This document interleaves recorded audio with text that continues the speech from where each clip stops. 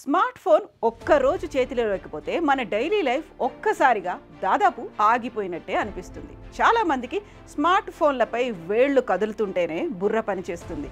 జనం అంతగా అడిక్ట్ అయిపోయి ఉన్నారు. ఇక అందులో ఉన్న సోషల్ యాప్స్ను ఉపయోగించని రోజును ఊహించుకోలేం. ఫేస్బుక్, యూట్యూబ్, ఇన్స్టాలో రీల్స్ చూస్తూ వాటిని షేర్ చేస్తూ చాలామంది ఆనందాన్ని పొందుతుంటారు.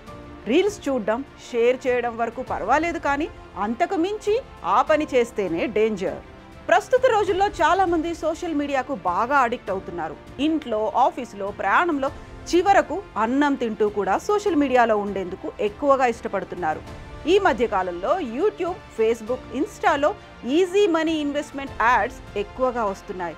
వీటిల్లో పెట్టుబడి పెడితే ఈజీగా మనీ సంపాదించుకోవచ్చని యూజర్లకు గాలం వేస్తుంటారు. చెమట చుక్క చిందించకుండా ఈజీగా డబ్బులు సంపాదించేయొచ్చని ఆ యాడ్ ఓపెన్ చేశారో అంతే సంగతి.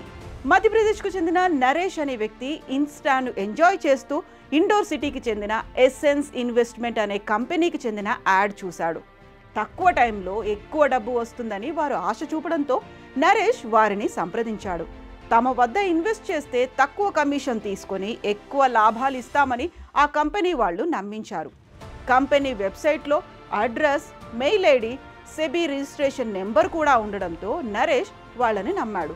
దీంతో ఆ కంపెనీలో ఇన్వెస్ట్మెంట్ చేశాడు. పెద్దగా కష్టపడకుండానే డబ్బు వస్తుందని విడతల వారీగా మొత్తం 10 లక్షలు ఇన్వెస్ట్ చేశాడు నరేష్. అయితే అందులో కొంత లాభం రావడంతో డబ్బులు విత్డ్రా చేయాలని అనుకున్నాడు. కానీ వాళ్ళు ఇంకా ఇన్వెస్ట్ చేస్తేనే ఇంకా లాభం వస్తుందని చెప్పడంతో ఆశతో మరో 8 లక్షలు తెచ్చి పెట్టుబడి పెట్టాడు. వాళ్ళు చెప్పినట్టే 18 లక్షల పెట్టుబడి 28 లక్షలైంది. ఇక లాభాలు రావడంతో ఆ డబ్బులు తీసుకుందామని నరేష్ అనుకున్నాడు. డబ్బు విత్డ్రా చేయాలనుకున్న రెండోసారి కూడా ఆ కంపెనీ వాళ్ళు నరేష్ ఆశలపై నీళ్లు చల్లారు. డబ్బులు విత్డ్రా చేయాలంటే 3 లక్షల పన్ను చెల్లించాల్సిందే అన్నారు. ఇంకేముంది, అది నమ్మిన నరేష్ నెట్ బ్యాంకింగ్ ద్వారా వారికి 3 లక్షలు చెల్లించాడు. ఇక ఆ తర్వాత అసలు కథ మొదలైంది. నరేష్ నుంచి వీలైనంత మేరకు డబ్బులు పిండుకున్నాక ఆ కంపెనీ వాళ్ళు ఫోన్ స్విచ్ ఆఫ్ చేశారు. ఆ తర్వాత వాట్సాప్లో సంప్రదించిన రెస్పాన్స్ లేదు. దీంతో మోసపోయానని గ్రహించిన నరేష్ సైబర్ క్రైమ్ పోలీసులకు ఫిర్యాదు చేశాడు. అలా ఒక స్టాక్ మార్కెట్ ప్రకటన చూసి నరేష్ 21 లక్షలు కోల్పోయాడు. So friends, Insta, YouTube, Facebook లాంటి వాటిలో రీల్స్ చూసి ఎంజాయ్ చేయండి. నచ్చితే లైక్ చేయండి, షేర్ చేసుకోండి, కానీ అందులో వచ్చే యాడ్స్ టచ్ చేయొద్దని సైబర్ క్రైమ్ పోలీసులు హెచ్చరిస్తున్నారు.